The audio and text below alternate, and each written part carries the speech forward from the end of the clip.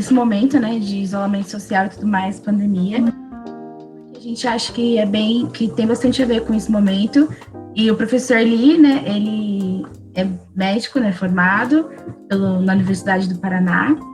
Ele é neurologista, então ele trabalha bastante com essa questão cerebral mesmo, é a área dele, de estudo. Aqui na Unicamp também ele tem trabalhado bastante com epilepsia e tem ajudado bastante nesse sentido. Então a gente tem certeza que é uma pessoa que conhece muito e que tem muito a trazer de coisas novas e conversar com a gente. Então fica à vontade, professor. Muito obrigado, Ana. Bom, boa noite, pessoal. Eu fiquei realmente muito feliz com esse convite, essa possibilidade de estar conversando com vocês. Eu acho fantástico essa possibilidade de um diálogo amplo, até com a comunidade de uma maneira geral, e, para mim, de um assunto que eu sou apaixonado, né? Eu sou extremamente suspeito de falar sobre a questão da neurociência do cérebro. E ainda mais no momento em que nós estamos vivendo um momento aí muito peculiar aí da pandemia por SARS-CoV-2, né, ou Covid-19, até acaba aparecendo tantas coisas que a gente fica até em dúvida quanto que a população está mesmo ciente, né, da gravidade ou não, digamos, dessa doença viral que está acometendo o mundo, né? Então, a gente vê que existe ainda muita questão de negacionismo, de dúvida, de incerteza, e eu acredito que espaços como esse de diálogo, em que a comunidade científica se dispõe a dialogar com as pessoas, ele tendem a, digamos, a ir bloqueando esses desconhecimento, essa falta de conhecimento, né? Que eu sempre falo, a gente precisa equalizar um pouquinho o conhecimento em benefício da população geral. E o papo de hoje, que a Ana, né, me provocou de falar, é sobre o comportamento do cérebro, né, durante a pandemia. E até eu brinquei com ela, né, dei uma justificativa para um erro que eu cometi, né, no envio de uma propaganda que eu fiz aí, e na propaganda que eu tinha colocado dia 26, em vez de dia 24. E eu falei, olha, isso já são alguns efeitos colaterais aí da pandemia, tal, do distanciamento social. E acredito que talvez alguns de vocês estão sentindo um certo deslocamento de tempo aí, né? Será que hoje é segunda, terça, quarta? É muito dado a questão de que a gente perdeu aquele marco da rotina em que a gente vinha antes, né, digamos, de adentrarmos nessa nova fase aí que nós estamos vivendo. Mas eu quero, talvez, antes de adentrar nesses detalhes aí digamos, de diferenças de função que vocês estão notando, de falar um pouquinho da parte mais básica para equalizar, né? Eu vou tentar fazer um preâmbulo, né, que a Ana falou de uns 20 minutos, para depois abrir para algumas perguntas, né? Para que a gente tenha esse diálogo.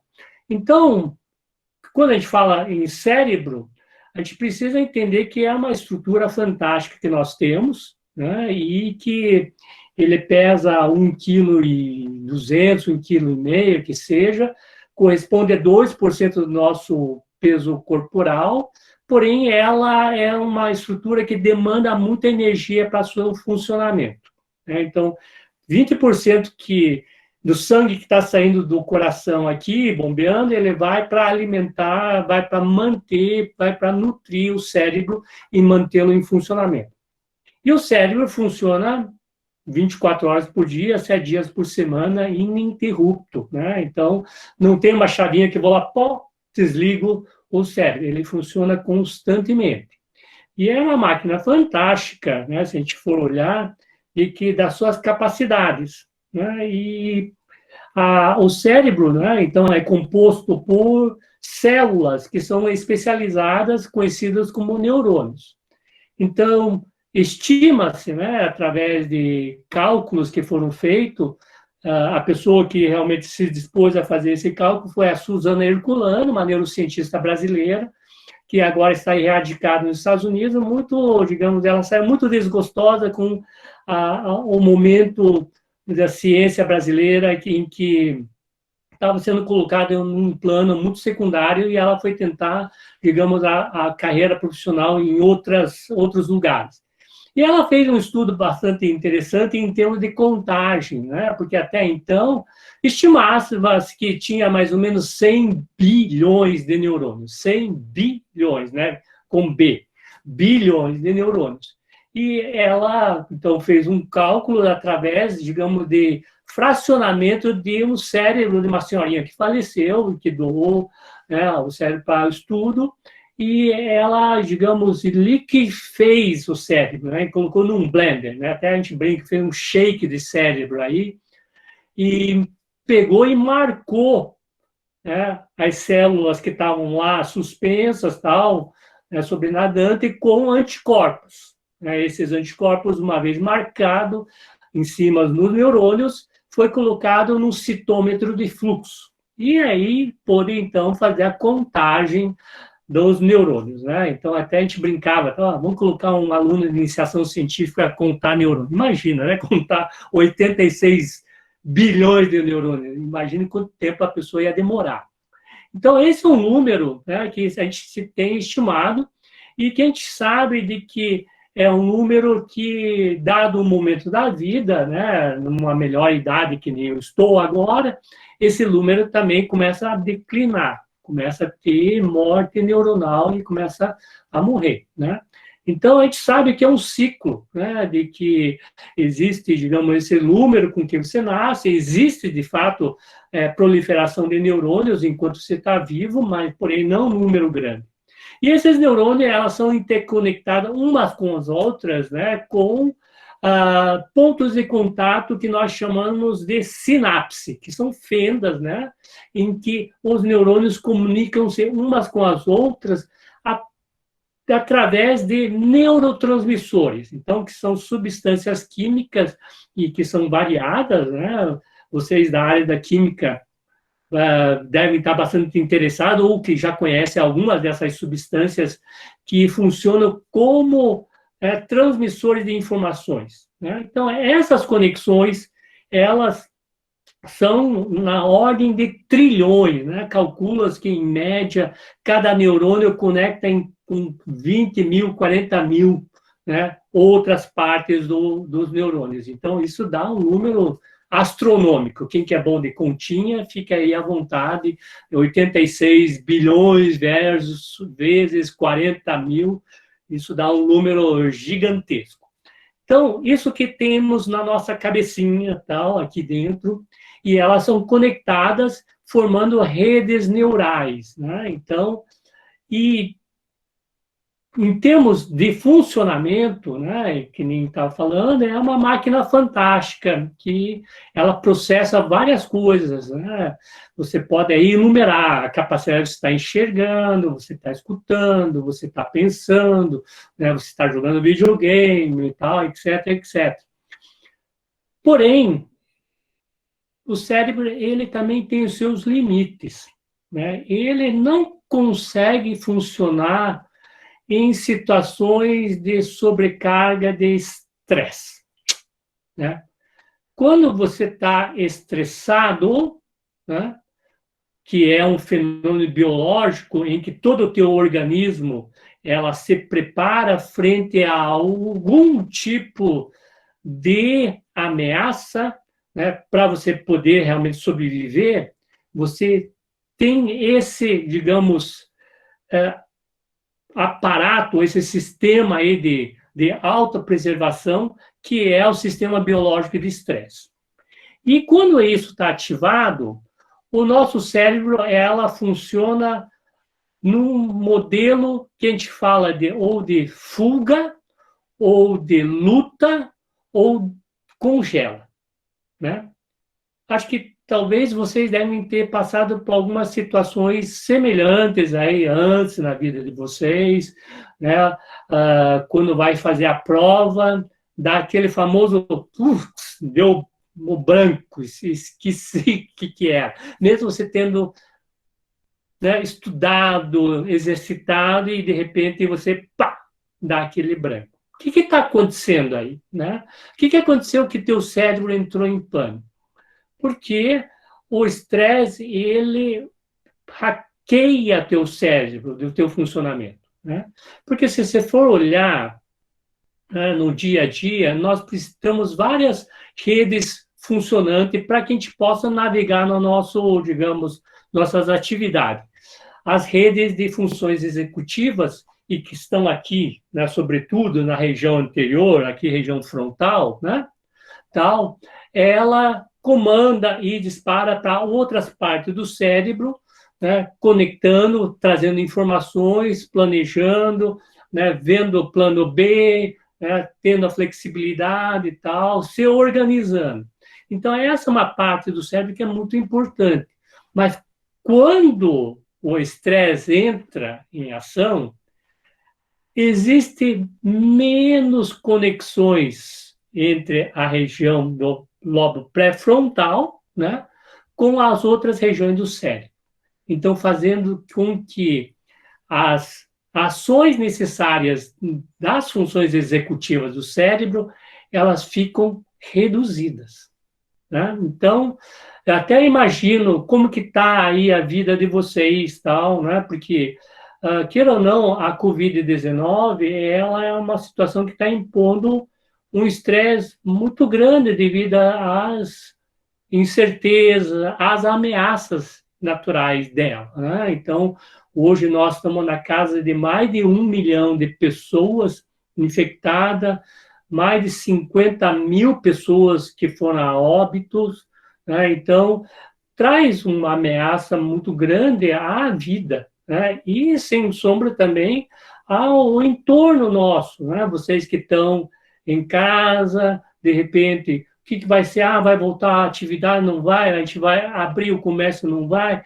Então, tem muitas informações em que faz com que nós não tenhamos aquela certeza, tranquilidade, que são elementos de estresse, né? E, queira ou não, ela tem um impacto direto, digamos, no funcionamento cerebral. Né? Então, esse é um ponto, né, muito, muito importante de cara isso está acontecendo. Até eu estava conversando com um colega, né? Até vou ler aqui que ele fala: olha, Li, sério, uma tsunami nos pegou de surpresa. Ele é docente como eu, ele está falando, eu estou falando sozinho, né? Eu imagino quantos de vocês não estão falando sozinhos. Até aí tudo bem, não tem problema, né? Falar com a plantinha, falar com o gatinho aqui. O problema é quando o gatinho fala de volta para você ou a planta fala com você. Daí, opa, aí tem. Mas enquanto você está falando sozinho, é uma parte, digamos, tua de tentar se organizar, né? E ele fala aqui, está doidinha para dar conta do trabalho acadêmico que já existia, a nova demanda de pesquisa sobre Covid-19, de fato, né, para as pessoas que pesquisam sobre a parte de Covid-19, vírus, ou mesmo as ciências sociais, né, abriu um campo de oportunidade aí muito grande em termos de pesquisa sobre essas questões. Né? Então, o campo de estudo em estresse, né, certamente está com um monte de pesquisadores agora atuando, porque realmente é um momento em que nós podemos fazer um estudo muito grande populacional de como que é o enfrentamento de estresse, né? E isso ao longo do tempo. E que ele coloca aqui também, né? Ele é médico também, fala, olha, além dos pacientes que ele sempre teve, que foram graves, tem novos pacientes surgindo, né? E por conta da telemedicina, então aqui novas tecnologias entrando, e ele coloca adrenalina pura, né? Então, adrenalina, então, digamos, é uma das substâncias, um neurotransmissor, e que está envolvido no circuito de estresse. Quem de vocês já teve um susto muito grande? Bom, acho que todos, né? E que dá aquele rush, aquela adrenalina, o coração dispara, né? O pupila dilata, né? Porque o que é isso? é o teu corpo se preparando, né? Dilata a tua pupila para poder enxergar melhor, tua respiração começa a ficar mais acelerada, o coração começa a acelerar mais para bombear mais sangue para os músculos e tal, e que isso preparando você para um sistema de luta ou fuga. Então, a adrenalina, ela é uma das substâncias que estão envolvidas na questão do estresse. E, realmente, o que acontece quando você tem adrenalina elevada no teu organismo? Ela também prepara com que tua pressão eleve. Então, ele até coloca aqui, olha, hoje eu fui no cardiologista para fazer um check-up, pois a pressão começou a subir. Né? Então, é um dos efeitos que crônicos, né? Se você tiver sobre estresse crônico e tóxico, começa a ter efeitos biológicos que não são desejáveis, né? Mas ele já está dando uma dica dele, mesmo ele falando para si, né? Mas vamos adaptando, acomodando e passo a passo, né? Dentro do possível. Então, muito do que nós estamos fazendo é viver dia após dia, né? Então, esses que são pontos importantes. Então, voltando à questão do estresse, especificamente para a questão do cérebro, né? Então, número um, a gente vê que ela altera a função cerebral, né? De tal maneira que você não consegue mais utilizar de funções executivas de uma maneira mais eficiente. E um exemplo típico, né? Que a gente não consegue pensar criativamente. Quando que você teve alguma ideia fantástica sobre estresse? Possivelmente nunca. Geralmente as ideias fantásticas, boas, aquela bem sacada, aquele momento eureka, vem quando você, né, está relaxado, em que o teu lobo pré-frontal pode, digamos, conectar com outras regiões do cérebro de uma maneira mais eficiente, trazendo, digamos, esse outro aspecto da funcionalidade cerebral, da criatividade, né? Então, esse é um ponto, digamos, de alteração de função, mas não para aí. Infelizmente, a gente tem evidências mais do que suficiente também de que estresse causa modificação de estrutura cerebral, né? Então, ele começa a ter alteração do cérebro em termos de redução de sinapses, né? Então, aqueles pontos de contatos de neurônio. E ponto de suporte de uma outra célula chamada glia, né, que é uma célula que dá sustentação ao funcionamento do neurônio, começa a ter comprometimento também dessas estruturas, né, gliais que dão sustentação e fazendo com que o cérebro funcione de uma maneira menos eficiente, né? Então, esse é um ponto que a gente tem que levar em consideração e se preocupar, tá? Então, aqui tem essas ações de estresse, né, que podem estar ocorrendo. Um tempo atrás eu fiz um vídeo, né, falando sobre comprometimento direto da COVID, do SARS-CoV-2, né, no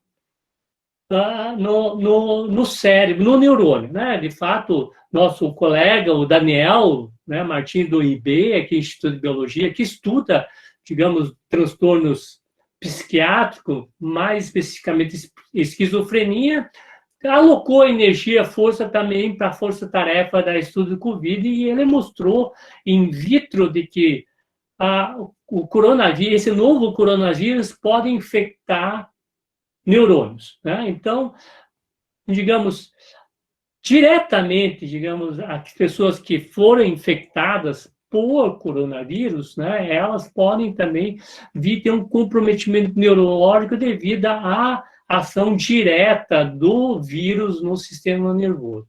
E também tem sido relatado a questão da saúde mental, que é mais essa esfera que estou abordando, né? A questão de estresse impactando no cérebro. E, claro, né, que nosso cérebro está hackeado em termos de pensamento abstrato, ela também está muito na questão da tomada da decisão, né? Então, tomar decisões de uma maneira mais assertiva, né, sobre estresse, torna-se quase que uma missão impossível. Né? Por quê? Porque o estresse tomou conta. Né? Então, algumas recomendações, né, que a gente já fazia antes, né, sobre a questão de tomada de decisão, que ela varia ao longo do dia. Né? Geralmente, as decisões melhores tomadas são nas primeiras horas da manhã, né, quando se acorda com o cérebro fresquinho, né, que pode ser, digamos, passar por uma manutenção aí noturna e, digamos, ela está melhor preparado para tomar decisão. Tanto que existe o ditado em português que é: se você busca um conselheiro, né, procure um travesseiro. Ou do inglês, sleep on it, né, que é, de fato, é a parte do sono que ajuda a refrescar o funcionamento cerebral. E aí tem, né? Quantos de vocês já não trocaram noite pelo dia? Né? Tá ok? Não precisa levantar a mão, não precisa mais. Muitas pessoas, né? Essa quebra da rotina, ela faz com que também o ciclo do sono vigília, ela também vai entrando e atrapalhado. E a gente sabe de que é muito, muito importante a questão do sono para a sedimentação do conhecimento, né? E também para o funcionamento do cérebro de uma maneira geral. Então, isso é um ponto que a gente precisa trazer em contexto, né? Então, nós temos a questão do estresse, que está aí sobrecarregando já, né, o funcionamento cerebral. Não somente isso, nós estamos colocando mais um agravo, que é a questão do sono, né, em cima, né, ou falta do sono em cima da questão do funcionamento cerebral.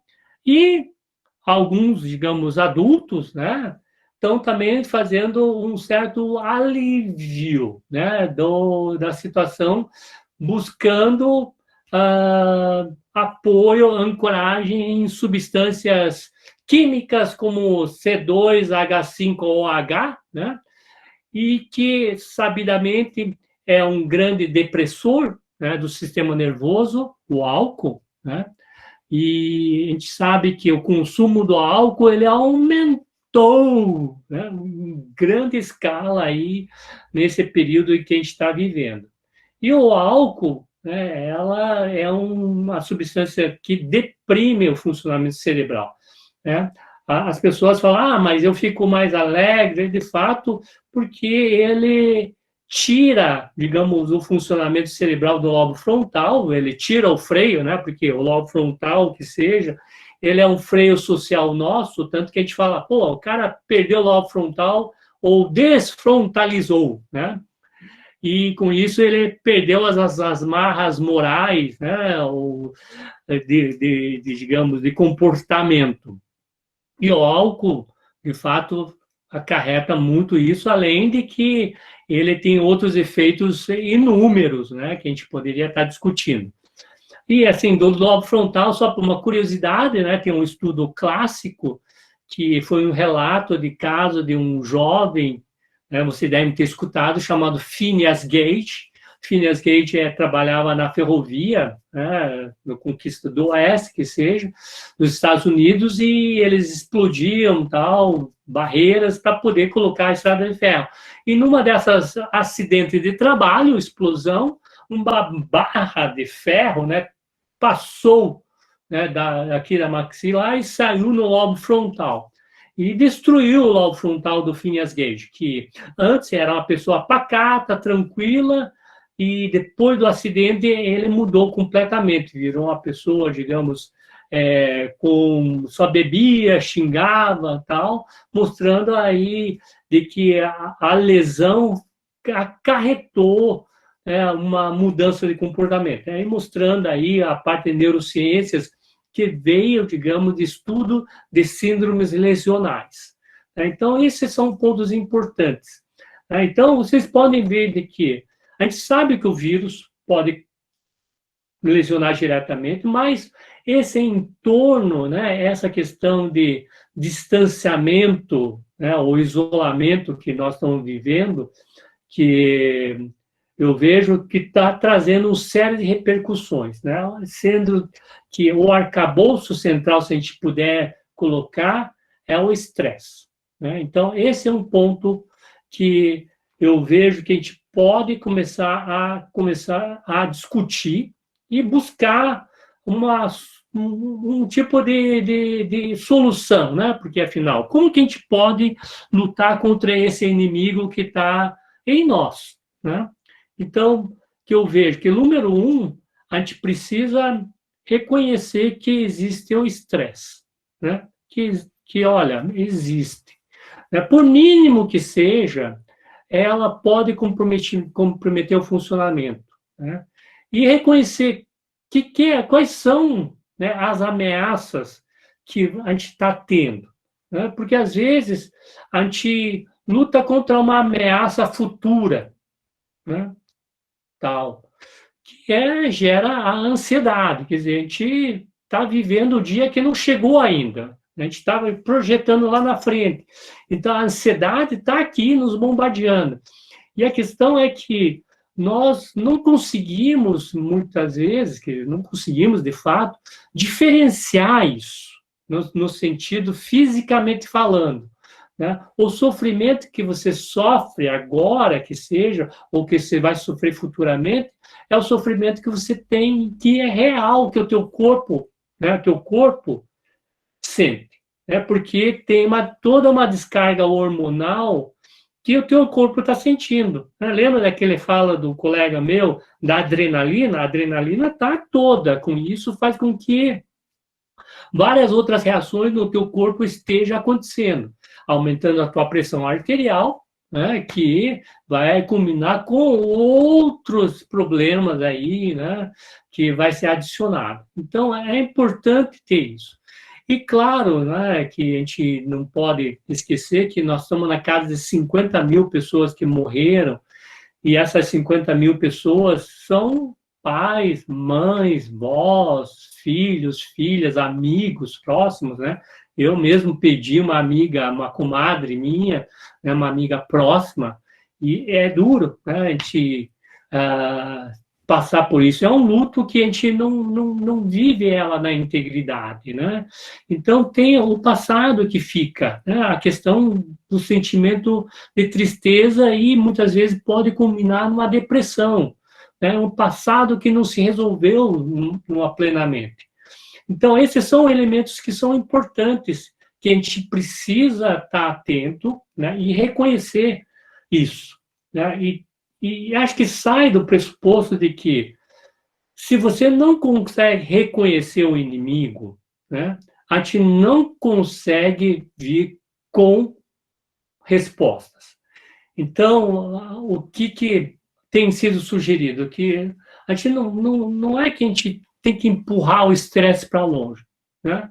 A gente precisa trazê-lo no sentido de entender, né?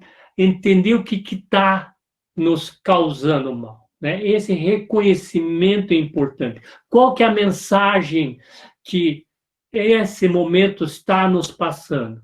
Porque realmente a gente precisa, de certa maneira, que nem eu falo, aproveitar esse problema e transformar numa oportunidade, né? Então, se nós conseguirmos fazer isso, a gente pode fazer o melhor, digamos, dessa situação, né? Então, esse é um ponto que eu acho que é um desafio, né? Então, tem várias maneiras. Eu tenho uma maneira que eu acho que é bacana, né? Depois, quem quiser, eu posso mandar aí o link para isso, que é a mandala das emoções, que é uma técnica desenvolvida pela minha irmã, né, Ling, que hoje faz aniversário, deve estar assistindo. Parabéns, Ling, né, muitas felicidades na casa do São João, né? A festa do São João hoje, diferente de outras festas do São João, fique em casa, pessoal, né, para não ir na festa do São Pedro aí, tá? Então, fiquem de boa em casa, tudo protegido, né? E é um método que eu acho que é legal, porque ele permite com que você dialogue com os seus sentimentos e emoções básicas, né? Muitas vezes a gente não sabe o porquê que a gente está com raiva. E, de fato, é natural sentir raiva, né? Não tem que ter vergonha. Eu estou com uma raiva, né, dessa situação que nós estamos vivendo, em que poderia ter sido outra, né? Ou eu estou muito triste, né, ou estou muito angustiado. São, digamos, parte, digamos, desse repertório do nosso sistema nervoso, né, geração dessas emoções. E que, digamos, precisamos ter uma maneira de organizá-lo tal e entender do que a mensagem está passando, né? Outra maneira, olha, vou me atrever a fazer uma propaganda aqui, Ana, no teu canal, tá? Tem esse livro que é fantástico, né? Que é Neurociência, a Ciência e a Arte do Cérebro. Esse é um livro que foi escrito por alunos de pós-graduação, de iniciação científica, né, que trabalham comigo no BRAIN, que é a Brazilian Institute of Neuroscience and Neurotechnology, e que escrevem, que cada um escreveu, digamos, capítulos relacionados à temática de neurociência. E esse livro aí está à venda, claro, né? E quem tiver interesse precisa mandar lá para a Sueli, que é a editora desse livro, no AD Ciência. Vou fazer a propaganda aqui, tá? A de assessoria, de divulgação, C, né, de ciência. Então, AD Ciência, tudo junto, @gmail.com. E aqui tem, além da mandala que está falando, tem a questão do mindfulness, né? Que é a técnica de meditação que tem tido bastante adesão. E quem escreve esse capítulo é minha outra aluna que terminou o mestrado, a Thaís, acredito que ela deve estar assistindo. Um abraço aí, Thaís, a você. E tem também outros capítulos bacanas sobre estresse, né? Ansiedade e depressão, que vale a pena. E dois outros elementos que eu vejo que é bacana, que nesse momento também servem de contramedida para o estresse, que é a questão da alimentação e a questão da atividade física, né? Então, se a gente for olhar, né, do que a gente pode fazer além, né, para, digamos, sobreviver, né, o kit de sobrevivência, né? Acho que situação de estresse, a gente precisa, número um, acho que não nos cobrar tanto, né? Acho que a questão, existe uma sobrecarga muito grande aí, por várias partes, até pior de nós mesmos. Olha, eu tinha que fazer isso, tal, né? Quer dizer, nós estamos nos cobrando muito. Talvez a gente tenha que parar e olhar, né? De até quando que a gente deve estar nos cobrando tanto, né? E talvez nos dar um amor próprio, né? De dar uma boa comida. Então, a alimentação é importante, tá? Fazer uma atividade física, tá? Quem de vocês está malhando? A pessoa fala, mas não dá, eu estou em casa. Então, quer dizer, acho que isso não é desculpa, existem várias possibilidades de uma atividade física, né? E nos canais do YouTube tem vários aí, basta escolher um, né? Eu, por exemplo, eu troquei a corrida por pular corda. Nossa, estou morto. Tenta pular corda lá para você ver, né? Então, pular corda, fica lá no mesmo lugar pulando corda. E o outro que é o sono, né? Esse é um trio. Boa alimentação, atividade física e sono, né? Então, muitas vezes a gente fala, quantos passos você deu hoje? Então, é importante também a questão de ficar em pé, né? Esse é um ponto muito importante, que a gente está muito tempo sentado, então isso faz com que nosso organismo ela precisa ser ativado, tá? O nosso corpo. Então, esse trio aí, tá? Então, eu acho que eu estou falando demais sozinho, não sei se vocês estão aí, né? Porque é aquela coisa, só vejo foto, umas letras, aí de repente vocês estão lá passeando, estão lá jantando, fazendo outra coisa. Vamos lá, vamos abrir para a pergunta aí, tá? Eu acho que já deu de eu falar sozinho aí muito tempo. Ana, volto para ti. Então, professor, a gente tem esse momento aberto agora, geralmente, para o pessoal fazer as perguntas mesmo. Tá bom. Aí, conforme for Tem alguém? aparecendo no chat, o pessoal vai falando, ou se quiser abrir o microfone, também é liberado. Tá, eu estou olhando aqui, né? Se não tiver ninguém inscrito, eu queria fazer uma pergunta. Na verdade, é uma pergunta dupla.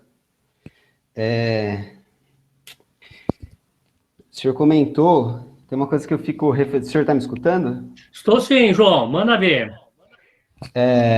O senhor comentou o caso do Phineas Gage. Vou conectar essa história que eu fiquei pensando. É uma reflexão que eu sempre tenho, na verdade, né?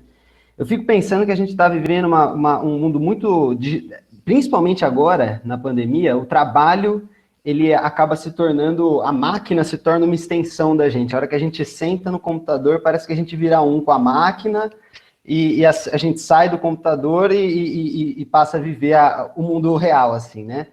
E essa extensão, ela é necessária para a gente sobreviver hoje, né? Não tem muito como fugir disso. Eu estou falando isso porque a pergunta vai no sentido de entender quais são os efeitos, se tem algo consolidado dentro da neurociência, em relação ao uso, não só das telas, né, mas dos dispositivos digitais, tempo e efeitos, se a pandemia afetou, como afetou, se tem alguma coisa que já estão falando sobre isso, né? Eu estou falando do Phineas Gage porque eu sempre lembro do Antônio Damasio, que fala que tem o erro de Descartes, né? Ele fala ele mostra aquela ideia de que o nosso sistema somatosensorial e emocional, eles estão muito conectados ali, né? Então, o que a gente sente no corpo, no dia a dia, eu falo no sentido da pele e do interior, está muito ligado com as emoções que a gente tem, né? Então, assim, o homem primitivo, ele vivia ali na natureza, em contato com tudo, um monte de estímulos naturais, interagindo com o corpo o tempo todo, e agora a gente está numa sala, fechado, sentado, parado, e tudo que está acontecendo está nesse mundo digital e reverberando, lógico, dentro do nosso mundo sensorial, né? A minha intuição é de que tem uma diferença muito grande e que isso tem efeitos gigantescos, eu não sei quais são. Eu gostaria que o senhor falasse sobre isso, primeira pergunta. E a segunda, eu vou tentar ser mais breve. O senhor falou do consumo excessivo de substâncias. Eu queria saber se tem algo falando sobre a relação da pandemia ou com abuso de substâncias outras que não o álcool que o senhor comentou, em especial o THC, canabidiol, canabinol, os derivados da maconha. Depois, daí, se puder passar aquela questão da mandala das emoções, lá que eu fiquei bastante interessado, como acessar aquilo. Acho que eu perdi isso. Obrigado, professor. Seria legal fazer uma reunião por semana com o senhor. Tem como o pessoal fazer todo mês agora? Legal, Obrigado. irmão. Cara, olha, o que eu vejo, assim, de que a situação como nós estamos, né, para quem já assistiu Mágico de Oz, provavelmente nenhum de vocês, mas a expressão, quer dizer, nós não estamos mais em Kansas, né? E, de fato, nós estamos em território desconhecido, né? Esse é o momento, é a verdade. O que está acontecendo é que nós vamos estar desbravando e, ao mesmo tempo, nós estamos sendo forçados a entrar, digamos, nessas novas configurações, né? Então, já tem muito estudo mostrando o efeito de tela, né, de luz, né, na questão do funcionamento cerebral, a questão de uso de videogames, etc, etc. Tem já vários estudos mostrando disso no impacto do cérebro. Mas a gente precisa também entender de que nós somos seres em evolução. né, de que a parte, digamos, digital é um mundo de que nós adentramos e não tem muito mais volta, né? Não tem muito mais volta, né? E cada vez mais que eu vejo, isso vai se acentuar de uma maneira assim tremenda, tremenda. Né? Então, um exemplo que o colega falou, telemedicina, telesaúde, quer dizer, a aula à distância, né, a questão da imersão, né, a questão da realidade aumentada, tudo isso virá com, digamos, com uma carga grande. E como que nós vamos, digamos, reagir a isso? Não sei, não sei, né? Assim, especulações, olha, tem várias, né? Podemos especular várias. Eu até estava escrevendo um livro sobre essa questão de cérebro ampliado, a questão da mente ampliada, né? Se a gente for ver a questão de conexão de cérebro homem-máquina, de nossa capacidade de interação e nossa possibilidade de estarmos, digamos, modulando, ampliando, amplificando as funções cerebrais, elas já são uma realidade hoje, né? Onde que eu quero chegar? Por exemplo, eu posso, né, através de estímulos elétricos, que chamam-se neuromodulação, mudar a percepção tua de cansaço, né, de fadiga. Isso nós fizemos num estudo já há algum tempo, que foi estudo do Ocano e do Eduardo, que foram pós-doc comigo, e que ficam muito felizes porque o estudo foi referenciado no editorial da Nature um tempo depois, quando começaram a falar sobre o uso dessas neuromodulação, que são estímulos elétricos, né, no escalpo cerebral, usado pelos atletas de Olimpíadas de Inverno, porque com aquilo ele reduzia a sua percepção de cansaço e podia render mais, né? Então, eu posso, digamos, estar modulando o funcionamento cerebral. E, ao mesmo tempo, existe já possibilidade de eu estar conectando o cérebro nosso biológico com outras interfaces, né? Então, se a gente for olhar, João, isso já está acontecendo, porque nós, além de duas pernas, dois braços, que seja, né? O corpício, como a gente sabe, que a gente consegue estender, a gente tem um negócio aqui, outra extensão. Porque todo mundo tem. Eu sou de uma época, né, que a gente discava. Vocês nem sabem o que é discar. E eu tinha que lembrar dos números, né? Agora você pergunta qual que é o teu número, eu mal sei o meu, né? Então eu não sei o número. Onde que está? Onde que está essa pedaço de memória? Está aqui, né?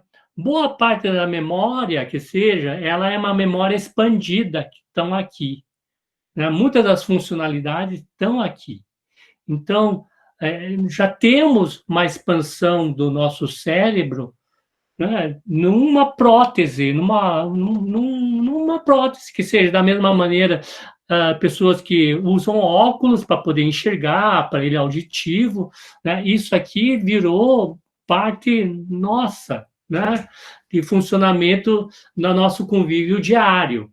E eu fico até pensando, até podemos fazer uma enquete. Quantos de vocês sobreviveriam sem um negócio desse aqui? Né? Por uma semana. João, você conseguiria, cara? Hein, João? Acho Olha, uma semana dá. Agora, viver esse mundo moderno não dá. Não dá para arranjar um trabalho, não tem o que fazer. Você tá perdido. Né? Quer dizer, você teria uma deficiência, né, grande se você não tiver um equipamento desse. E, de fato, a gente está entrando nesse novo mundo do qual a gente tem isso, né? Quer dizer, como que vai ser a configuração do nosso mapa somatosensorial, né? Fico imaginando do nosso corpo em si, né? Eu fico, talvez algumas pessoas já tenham visto aquele homúnculo do Penfield, né? Que é aquela coisa meio caricatura, que parece uma cara grande, uma mão, né? Que foi um estudo que foi feito pelo Penfield e o Jasper, né? O Penfield é um neurocirurgião que fundou o Instituto Neurológico Montreal, que eu tive a oportunidade de estudar lá, né? No The Neuro, na McGill, fiz neurociência lá, e eles fizeram estímulos elétricos mapeando o funcionamento cerebral, mostrando aonde no cérebro era determinadas áreas correspondentes por, digamos, determinadas funções sensoriais, né? Então, ficou imaginando como que seria um novo mapa daqui a algum tempo adiante, né, das possibilidades de expansão, porque nós temos os 5 sentidos, né, tal. Né? Será que a gente vai ampliar, aumentar algum outro sentido? Não sei, né? Possivelmente não, porque nossos receptores são, digamos, fixos, muito estruturados. Porém, a questão de organização para o funcionamento, né, digamos, com essas outras esferas aí de conexão, né, de pessoas usando próteses, conectando com máquinas, talvez abra um universo novo. Acho que no ano passado saiu um estudo, né, na Nature, que foi muito interessante, que o pessoal pegou, né, um paciente que tinha eletrodos no cérebro, né, colocado na área da linguagem, e a pessoa, quer dizer, ela ativou os neurônios como se falasse. E o registro, digamos, feito, ela foi traduzido na linguagem. Então, quer dizer, aí ela fala com o cérebro. Então, você imagina que eu posso começar a pensar que seja e registrar esses sinais bioelétricos e converter numa determinada ação. Então, a telepatia, acho que vai chegar, né, com esse gap aí do funcionamento, né? Então, até aqui, nosso corpo, que seja, ela não é wireless, mas talvez nesse mundo novo aí que se inaugure, algumas coisas poderão vir a ser, né? Tá? Então, respondendo a pergunta, não sei o que vai ser esse mundo novo, né? Acho que vai ser, vamos ter que ir e ver, né? Não sabemos. E vocês estão aí nessa jornada, né? Acho que tão excitante como ia para o Marte, vocês estão indo para esse novo universo aí que o coronavírus está propiciando, que está acelerando, que eu vejo. Agora, quanto à sua segunda pergunta, da questão de uso de substâncias, né? Quer dizer, eu sei do álcool, né, que as pessoas estão conseguindo. Quanto ao uso de outras substâncias, eu imagino que deva também estar sendo usado, não sei o quanto, se está tendo o mercado fechado, né? Porque existe o certo, digamos, não comercialização, mas aí eu não saberia dizer. Mas tem um pessoal estudando isso, né? Tem questionário que está sendo feito pela Fiocruz, tem outro grupo pesquisando, que é a professora Edilane Vilela, que é lá do Universidade Federal de Jataí, que até foi uma pessoa que eu entrevistei recentemente, que faz parte de um estudo internacional chamado International Citizen Project. Se você colocar ICP, né, Covid-19, tem lá, eles estão soltando aí alguns dados, bem interessante, até recomendo de vocês fazerem, tem lá um questionário sobre estresse, né? Daí até tem um mapa de como você está em relação à população geral. Será que você está mais estressado ou menos estressado? Né? Baseado nas perguntas, né, do seu relacionamento com as pessoas. Acho que vale a pena dar uma olhada. A questão da mandala das emoções, eu vou mandar depois o link, né, para você. Até, inclusive, acho que a minha aluna, a Mariana Teobaldi, deve estar aí no grupo, né? Acho que depois ela pode mandar o link. Ela está fazendo um estudo sobre esse assunto, no controle de saúde mental e está aberto, ela está recebendo, está montando o grupo para as pessoas participarem. E eu acho que é bem bacana, né? Eu particularmente acho bem legal e vou pedir para ela depois mandar para a Ana e a Ana disparar aí para o pessoal. Pode ser, João? Tá certo, muito obrigado. Então vamos lá, tem mais, pessoal? Tem o Pedro, né?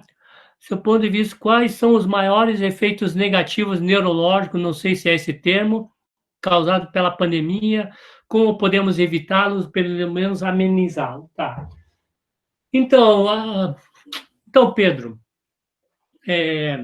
eu vejo a questão da saúde mental, né? A saúde mental é uma questão séria e realmente prevê que essa vai ser uma das grandes ondas aí que vai estar vindo assolando, né? A gente tem essa onda da primeira onda, digamos, da Covid infectando, matando, né?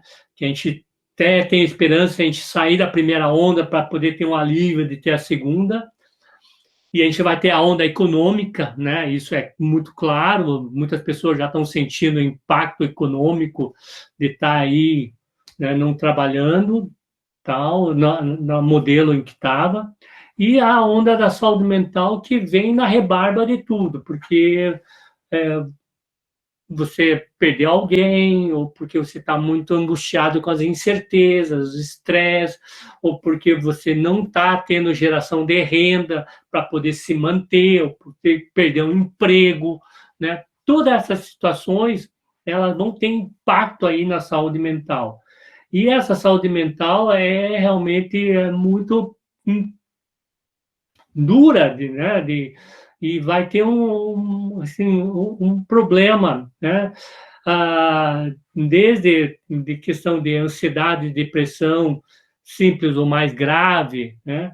Até, digamos, casos como suicídio, né? Suicídio, ela tem ocorrido, uma das grandes preocupações, então eu recomendo, pessoal, a gente não deve ter o distanciamento social, no sentido, né, de que a gente pode interagir socialmente como nós estamos fazendo aqui, né? Acho que a tecnologia nos permite estarmos socialmente ativos. E a gente deve se manter socialmente ativo, Pedro. Então, esse é um ponto importante.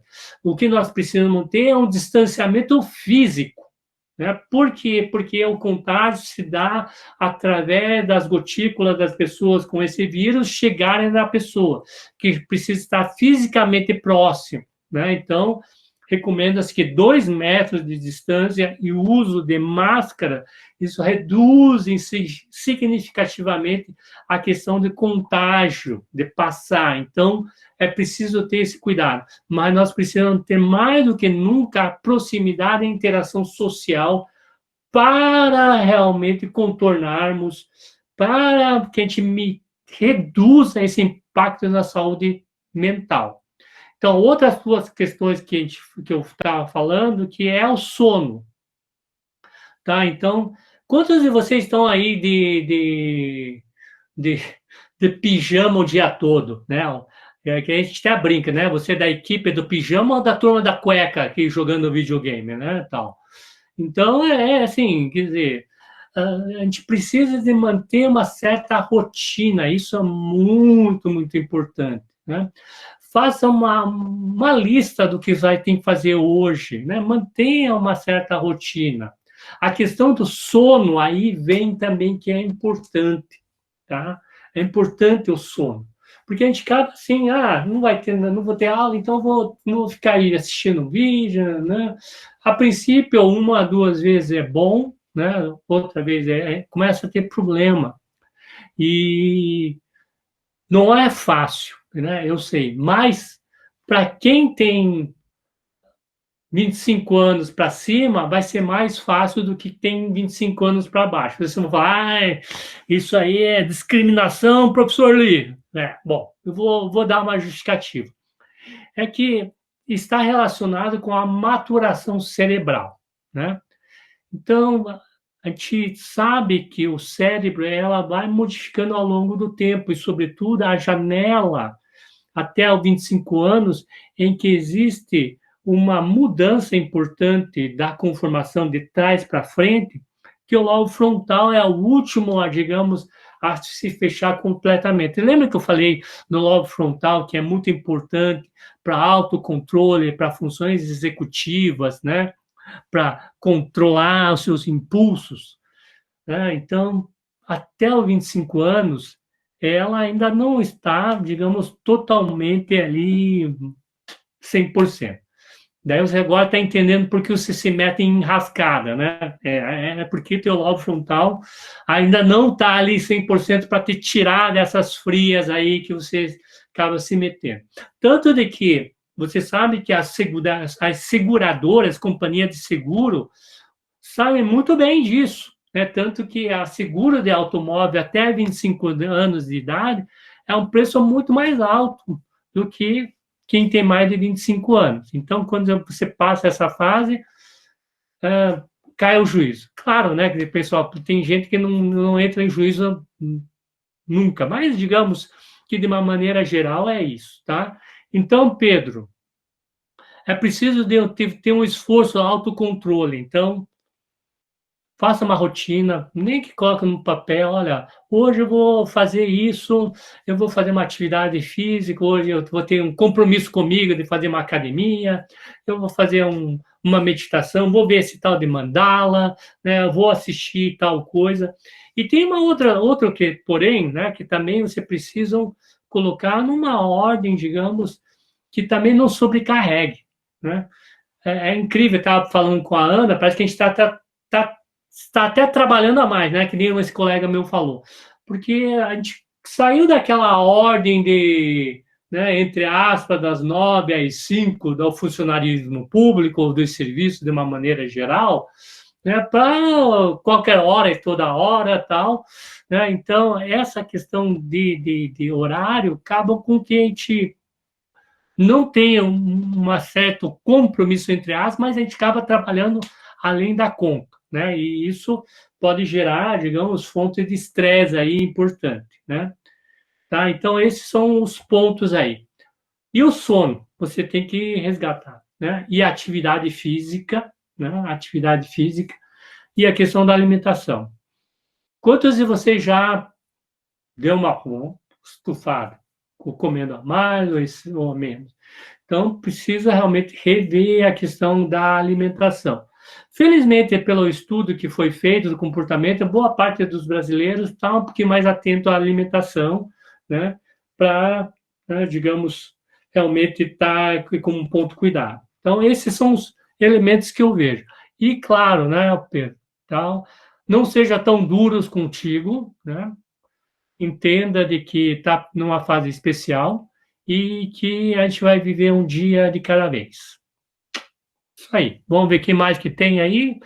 Professor, temos uma pergunta um pouquinho mais para cima da Ana Carolina. Cadê Ana? Um pouquinho... Tá, peraí. Ana Carolina. Isso. Boa noite. Achei incrível a palestra, obrigado. Gostaria de saber se o senhor saberia falar sobre efeitos da pandemia no aprendizado por esse novo sistema de ensino à distância adaptado às pressas. Bom, eu devia pedir para o tio Baca aqui falar, né? Então, vamos lá. Eu fico pensando o seguinte, né? De que a questão da aprendizagem, né? Ele é um binômio, né? E vocês aprendem como, né? Precisa ter, digamos, um certo ambiente para que isso ocorra, né? Então, existe, no fundo, a questão da plasticidade.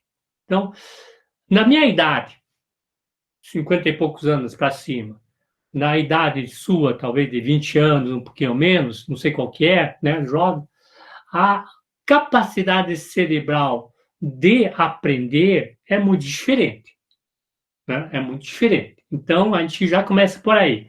Depende da faixa etária que seja, né? Então, a gente para e pensa, Para os alunos do ensino fundamental, do médio ou, digamos, do ensino superior, né, o que é importante aprender agora, o que digamos, poderia ser passado como informação? Porque para jovem, qualquer coisa pega, vai rápido e já pega, tranquilo, né? Independente muito, talvez, da maneira como você passe. Mas, obviamente, a gente sabe, por A mais B, de que existem métodos de ensino que são mais propícios, que promovem ou que facilitam a aprendizagem. Isso a gente já sabia até antes de entrar na questão da pandemia, né? A questão do ensino à distância, né, ela funciona, né? Ele tem os seus percalços, tal, mas, novamente, o que nós estamos fazendo? Nós estamos simplesmente transformando aquela aula que a gente dava no quadro negro, né, no PowerPoint, gravada à distância. Quanto que, de fato, a gente sabe que tem mil e uma outras possibilidades de se ensinar à distância. Vou dar um exemplo. Você joga Minecraft? Não, né? Acho que é muito criancice, né? O pessoal mais criança jogam, talvez alguns adultos. Então, que tal vocês aprenderem usando a plataforma de Minecraft?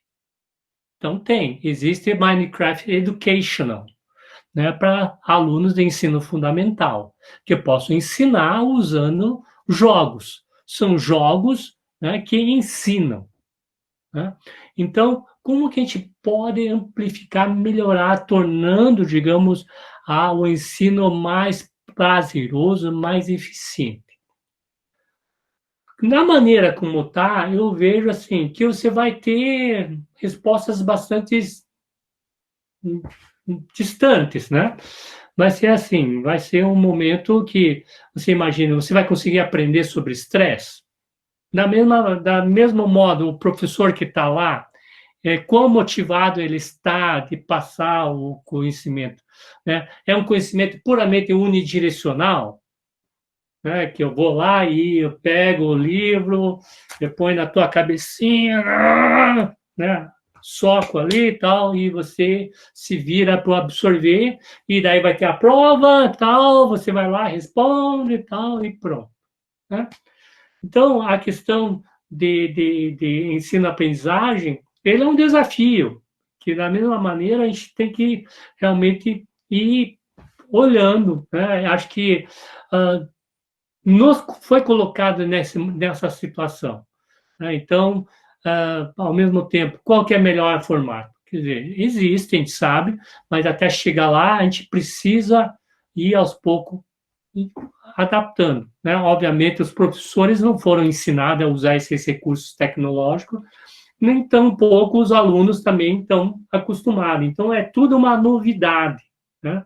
Tá? Mas não tenha, eu coloco, não tenha dúvida, esse é um futuro que não vai ter mais volta. E que eu espero que cada vez mais a gente use da criatividade, né? Sai da fase de estresse e comece a buscar contramedidas criativas para, digamos, tornar esse processo mais facilitado e útil, né? E quantos de vocês já não assistiram a algumas aulas fantásticas na internet? Eu mesmo tenho feito aulas que são muito boas e que talvez seja um momento, né, na pós-graduação, de discutir temas que outrora eu vejo que eram temas meio assim, meio sem graça, mas que mais do que nunca se tornam importantes, que são temas relacionados com ética, com a moralidade, com o novo mundo que nós vamos estar encontrando, de como a ciência pode ajudar, né? De como que será essa relação do conhecimento absorvido digamos, em prol da melhoria das pessoas, né? Então, todas essas questões, né, nós vamos ser cobrados, né, enquanto pesquisador, mas também enquanto cidadão, né? Afinal, o que nós estamos fazendo com esse conhecimento? Quer dizer, o conhecimento gerado vai ficar só na Torre de Marfim, né, entre poucas pessoas que conhecem, ou precisamos, sobretudo, fazer com que esse conhecimento chegue no João e na Maria, que estão aí na rua, que ainda acha que tem que Covid, né? Que é uma brincadeira que não existe, ou que eu escutei mais recentemente, que o pessoal fala, olha, você começa com Covid-19, mas daí você evolui para Covid-20, 21, 22, daí vai chegar até um momento que você vai ter o tal do coronavírus. Então, você vê. Então, o grau de conhecimento, a cultura científica, né, precisam ser trazidos em torno da discussão. Então, o que eu vejo, que mais do que nunca, isso é uma oportunidade que a gente precisa ter, né? Muito mais do que talvez os acessos tecnológicos que tem para ensinar, tá? Essa é uma reflexão minha. Queria agradecer, né, em nome do pessoal do IKEA e do CAEC, você por ter aceitado o convite, né, ter se proposto a participar. Muito obrigada pela palestra, pela conversa e tudo mais, e até uma próxima oportunidade.